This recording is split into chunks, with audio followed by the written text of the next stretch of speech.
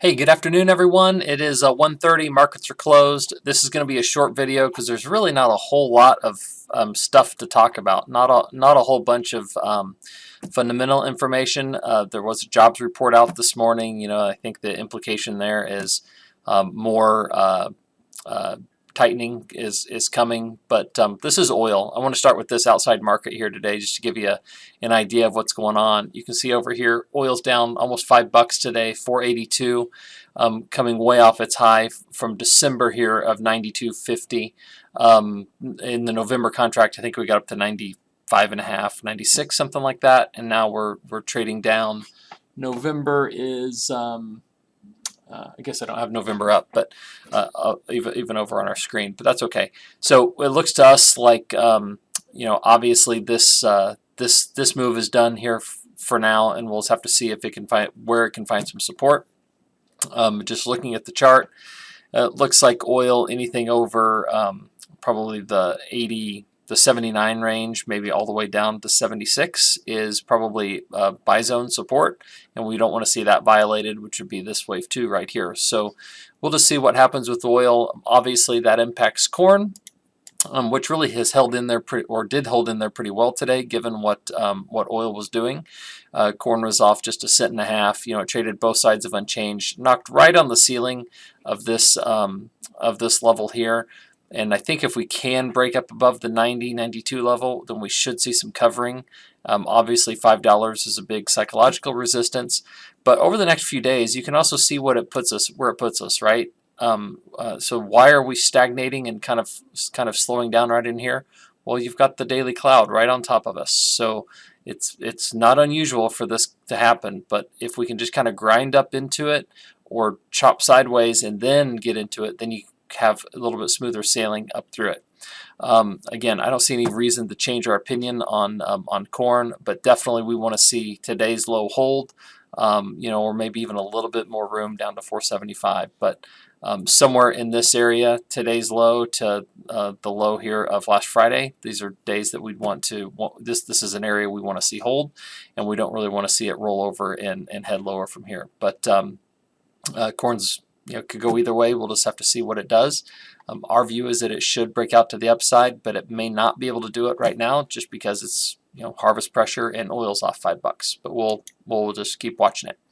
Soybeans also tried to move higher today, but just really couldn't with the weakness across the energy complex. The crush margin's really good in beans, but it's hard to keep beans higher if oil and meal are lower. And meal was not too terribly lower today, but still the pressure just across the complex kind of kept a lid on it. They didn't do much. There is a little bit of a bearish engulfing shadow here after the bullish engulfing one yesterday, consolidating right above this 68 to 78 range. And like corn, we'll just have to wait and see what it does. Not enough of a catalyst one way or another to push this market. We do have some divergence action across all these markets, which would lead us more to a bearish case or bullish case than a bearish one, but going to need something to break it higher. And then wheat was really the sad one today. I think we got some rain over the Kansas City wheat belt. We've got issues in Ukraine, and just this feeling across the marketplace that globally wheat is overvalued, and that's because Russia wants lower wheat prices, I guess. So we should all sell wheat to push it down to give Russia what they want. I guess that's how the market's thinking. I don't think that's long-term thinking, but I think it's at least explains what we're doing in the short term. We want to see this low hold. Let's make it simple, right? We want to see the lows of the week hold right here. I'm at 662. We don't want to see them get violated, and that's probably your best risk scenario. So pick up puts, whatever you want to do to manage that risk. Otherwise, just be patient and let's see what happens into these divergences. Eventually markets rally, but unfortunately, we thought we'd rally from here. Now we're down, so now a rally back up into the 750 area puts us back into a tough spot. So we'll just have to take it a day at a time and see where wheat may go. All right, let's 5 minutes. There's not a lot to it today. Just a back and forth Wednesday choppy day. Really low volumes. Before we jump out of here, let me show you what the volumes did. Volumes were absolutely atrocious today. A little bit better than right ahead of the big report, but really just bad volumes across the board. There's your Kansas City wheat volume. Show you your corn volume. Corn volume lower than yesterday, kind of down in the range of nobody's interested in trading it because it's just kind of sideways action.